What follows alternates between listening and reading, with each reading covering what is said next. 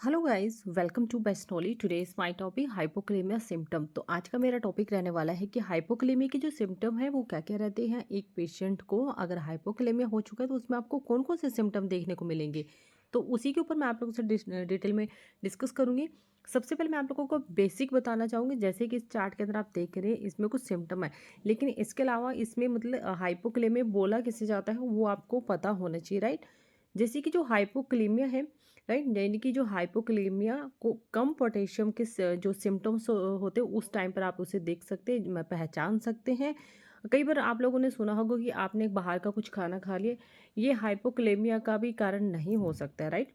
तो potassium level में जब उसकी गिरावट होती है, सबसे मेन रीज़न गैस्ट्रोइंटेस्टाइनल यानी कि जीआईटी ट्रैक और किडनी में इन्फेक्टेड होने के कारण होता है, राइट। यानी कि जो किडनी है, किडनी में अगर कोई नुकसान के कारण हो सकता है, अगर किडनी में कोई डिजीज़ है या कोई और प्रॉब्लम आ चुकी है तब ये सब चीज़ें होती है, राइट।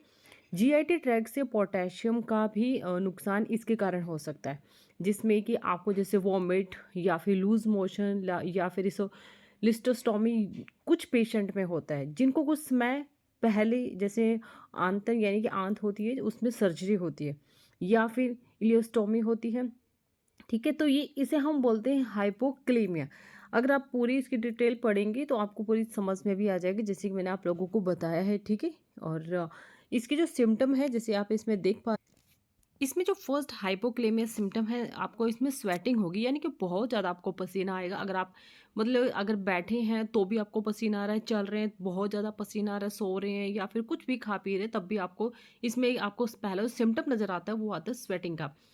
सेकंड आता है हंगर, आपको बहुत ज़्यादा भूख लगेगी, ठीक है। अगर आप जैसे खाना खा लेते हैं हर मतलब 2 घंटे के बाद आपको बहुत ज़्यादा भूख लग रही है, तो ये भी हाइपोक्लेमिया के सिम्टम आपको देखने को मिल सकते हैं। इसके बाद थर्ड आता है ब्लरी विजन, यानी कि आपको आंखों से कुछ ब्लर देखने को मिल सकता है, यानी कि आपको धुंधलापन हो सकता है, हेडेक हो सकता है, आपके हेड में बहुत ज़्यादा पेन होगा, ये भी एक हाइपोक्लेमिया का सिम्टम है। इसके बाद नेक्स्ट है इरिटेबिलिटी होगी आपको, एंड इसके बाद होगी सिकनेस, राइट।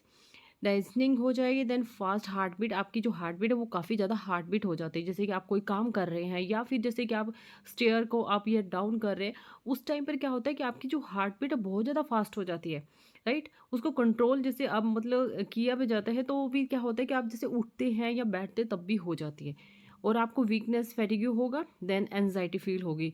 तो ये सब जो रहते हैं हाइपोक्लेमिया के सिम्टम रहते हैं, राइट। तो अगर आपको इसमें से कुछ भी ऐसे सिम्टम नज़र आए तो तुरंत डॉक्टर से कंसल्ट कर लेना चाहिए, राइट। इस चीज़ का वो हमेशा ध्यान रखें। अगर आपको छोटी से छोटी भी कोई दिक्कत आती है, कफ कोल्ड या फिर आपको कुछ भी कोई डिजीज़ होती है, तुरंत डॉक्टर से कंसल्ट कर लेना चाहिए, उसको बढ़ाना नहीं चाहिए, उल्टा उसे वहीं पर स्टॉपेज कर देना चाहिए, ताकि आप मेडिसिन लें वहीं पर वो मतलब आपका जो डिजीज़ है वो ठीक हो जाए जल्दी से, राइट। इसको बढ़ाना कभी भी नहीं चाहिए। अगर आप बढ़ा देते हैं तो उसका जो ट्रीटमेंट रहता है वो काफ़ी लॉन्ग टर्म तक चला जाता है। इस चीज़ का आपको हमेशा ध्यान रखना है, कभी भी कुछ हो तो तुरंत डॉक्टर से कंसल्ट करें। और आज हम लोगों ने जाना है जो हाइपोक्लेमिया उसके क्या क्या सिम्टम होते हैं, राइट। एंड आज के लिए इतना ही, and thank you for watching my video.